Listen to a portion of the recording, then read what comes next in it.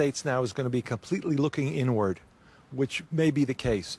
His first obligation, and he talked about it in his acceptance speech or in his victory speech, was to unite the American public. They're totally divided.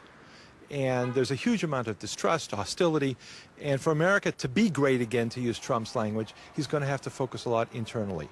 What he does externally remains a huge question. We don't know who his advisors are. We don't even know, and Trump may not even have a foreign policy. He was all over the map on this and on other issues.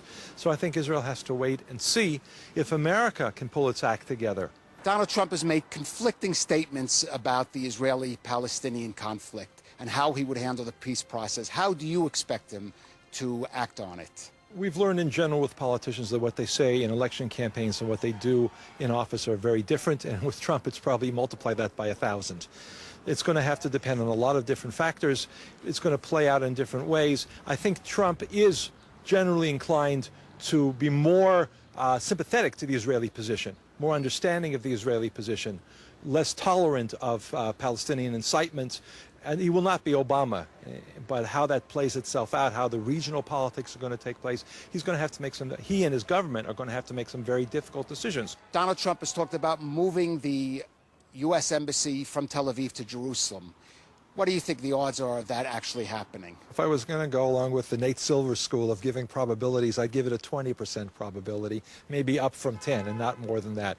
When all the people come in from the State Department and elsewhere and tell Trump all the problems that's going to create for American positions, American troops, American embassies, facilities around the Middle East, moving the embassy to Jerusalem, he's going to come up with a reason probably not to do it. How do you think the Trump victory is going to be received in the Arab capitals in the region?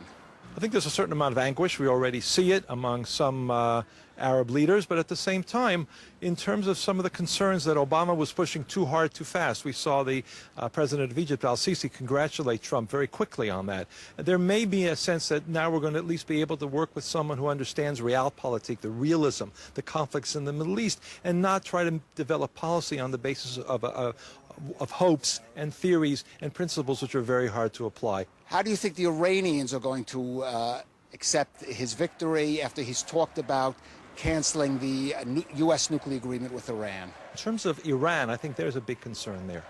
The Iranians may see this as a victory for Putin, for their ally, for Russia, and a weakening of America. That's going to be a big problem for Israel.